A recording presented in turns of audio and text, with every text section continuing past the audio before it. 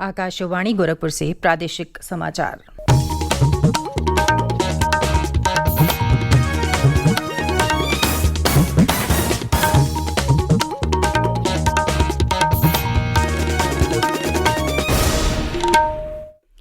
नमस्कार, समाचार बुलेटिन के साथ मैं सुकीर्ति अस्थाना। पहले मुख्य समाचार।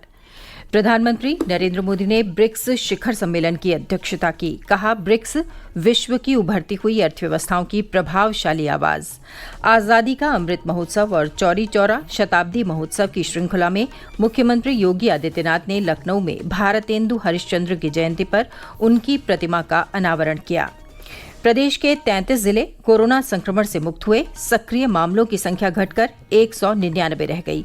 और गणेश चतुर्थी का पर्व आज प्रदेश भर में श्रद्धा और उत्साह के साथ मनाया जा रहा है। मुख्यमंत्री ने लोगों से सार्वजनिक स्थानों पर प्रतिमाएं स्थापित न करने की अपील की।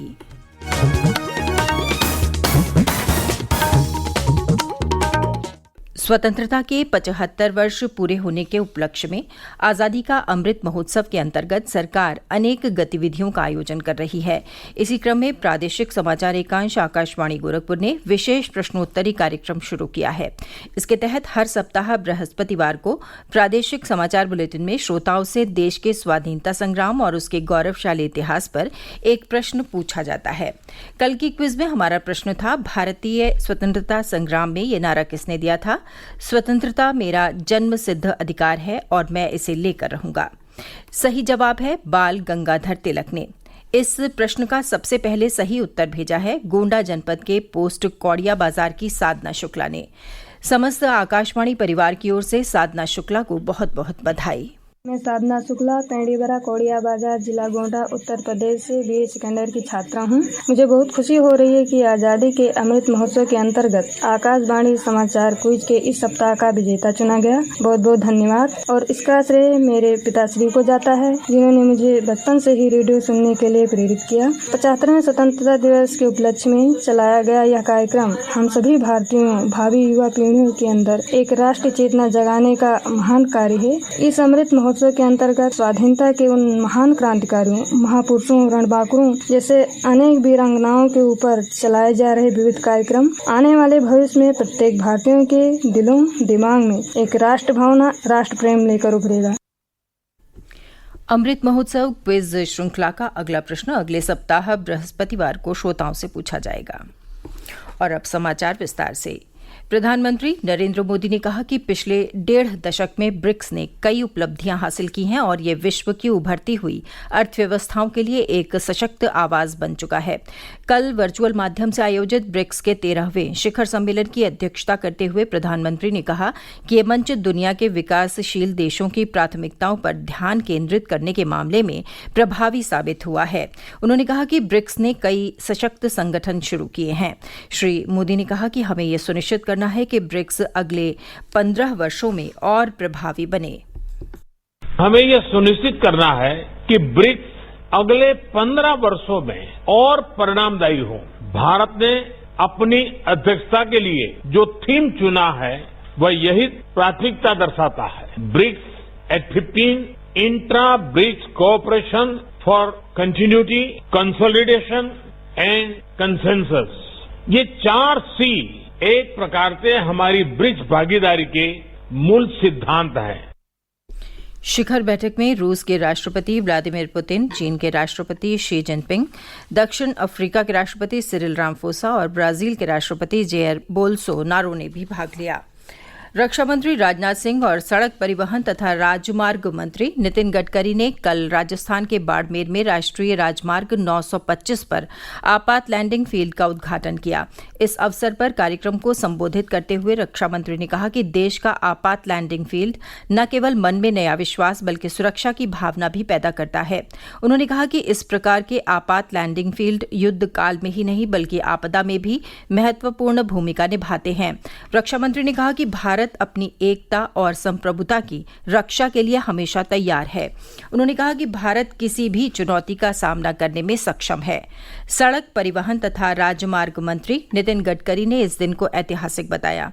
उन्होंने कहा कि देश के अन्य राज्यों के 20 स्थानों पर इस प्रकार के लैंडिंग फील्ड का विकास किया जा रहा है। ऐसे 5 फील्ड असम में बनाए जा रहे हैं। श्री गडकरी ने बताया कि प्रतिदिन 38 किलोमीटर सड़क का निर्माण किया जा रहा है, जो विश्व में सर्वाधिक है।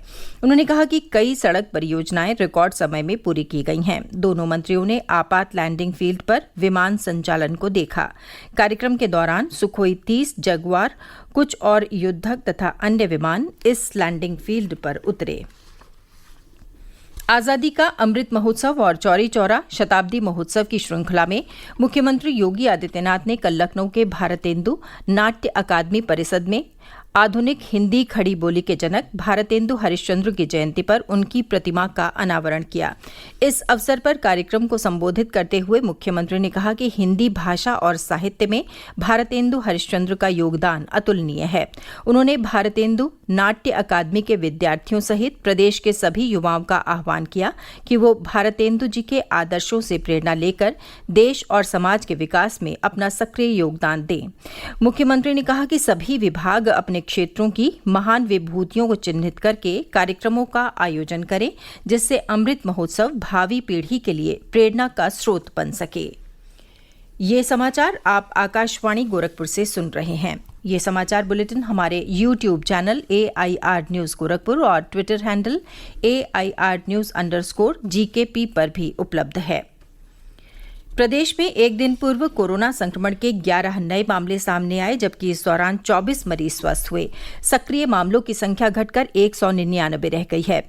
राज्य के 33 जिलों में कोरोना संक्रमण का अब एक भी मामला शेष नहीं है। प्रदेश में कोविड नमूनों की जांच का कार्य लगातार जारी है।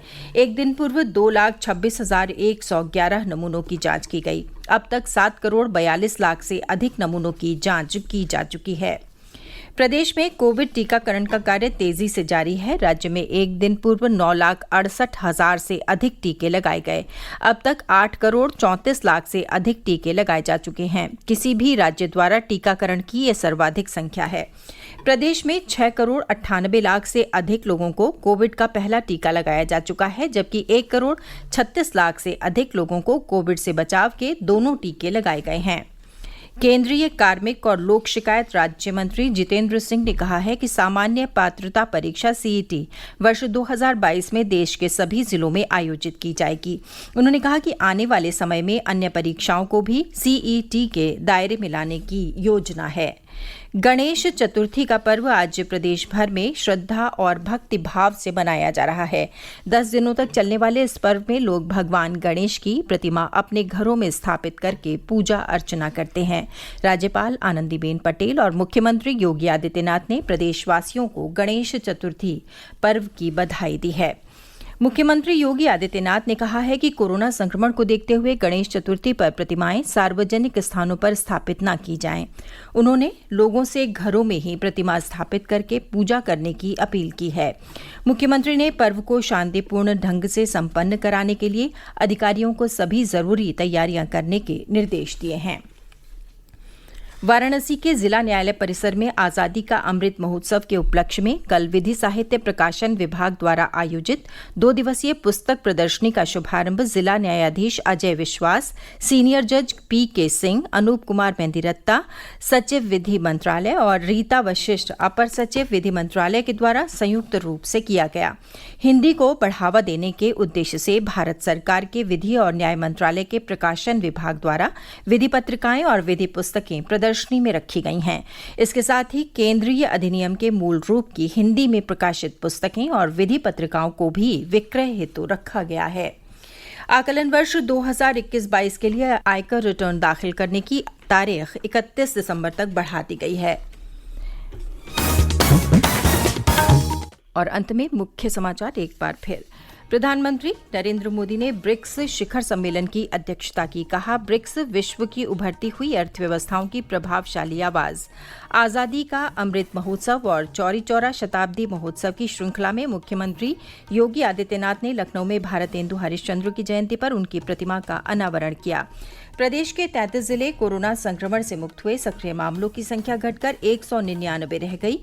और गणेश चतुर्थी का पर्व आज प्रदेश भर में श्रद्धा और उत्साह के साथ मनाया जा रहा है। मुख्यमंत्री ने लोगों से सार्वजनिक स्थानों पर प्रतिमाएं स्थापित न करने की अपील की। इसके साथ ही आकाशवाणी गोरखपुर से प्रसारित प्रादेशिक समाचारों का ये बुलेटिन समाप्त हुआ। नमस्कार।